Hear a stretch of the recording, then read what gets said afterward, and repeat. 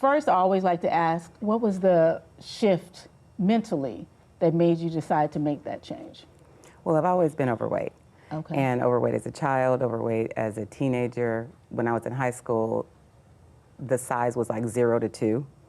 And I was like an 11, 12. So I thought that I was overweight. I wish I was an 11, 12 right now.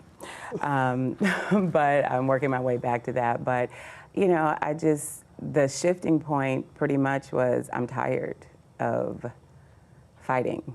Tired of fighting. What does that mean for you? Tired of fighting food. I had a food addiction, and it was consuming me. I was on the scale all the time. I was, you know, everything was obsessing about food. I'm in the restaurant business. That is my business. That's what I do. And so I'm around food all the time. So I had to make the shift mentally. I had to heal from inside, honestly. There was a lot of stuff going on in my personal life that I was stressing over, and I had to really just take a look at all that and say, do you want to live or die? So I made the choice to live, and I just had to do it, just baby steps.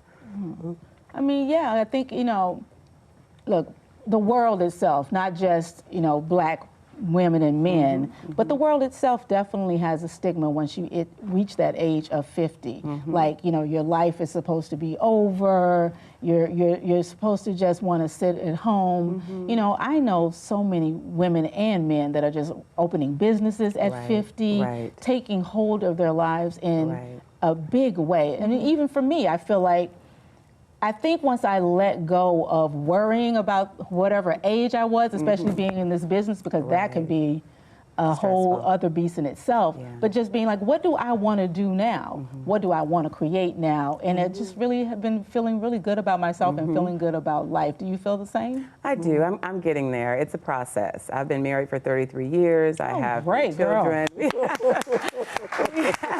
That's a feat in itself. Yeah, right. We have a successful business together. Tell me about the business. Well, it's a restaurant. It's a breakfast restaurant. It's in Inglewood. It's called the Serving Spoon. And I've heard of it. Yeah. So yeah, we've been there for a while, and so that's a whole different, you know, thing. And so I'm around food. I stress eat. And things are very accessible to me, so I've had to, and I have full-on conversations with myself, you know, about what to eat, what not to eat. You know, there's choices, you know, from the time we open our eyes in the morning to the time we close them at night, we have decisions to make.